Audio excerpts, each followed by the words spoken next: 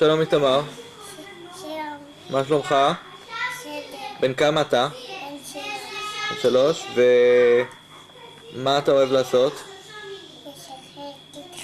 איתי? כן, והיה היום יום הולדת? לעסקה. לעסקה, ואז היה כיף? כן. מה עשית ביום הולדת? מה? מה עשית ביום הולדת? אכלתי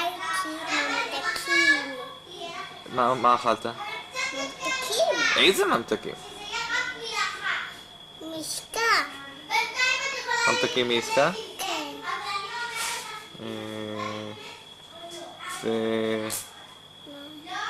ואתה יודע שעוד מעט אנחנו ניסע במטוס? כן. לאן ניסע? בחוץ לארץ. נכון.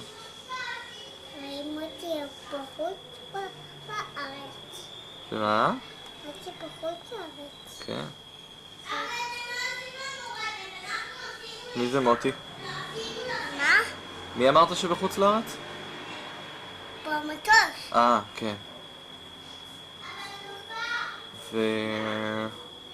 תגיד לי, אתה אוהב ללכת לגן? כן. עם מי אתה משחק? עם נטע. נטע? כן. היא בגן? כן. נחמדה? יואי, באוטו. כן, היא בגן. יואי, היא באוטו. יואי, בגן. היא בגן. נו, תגידי.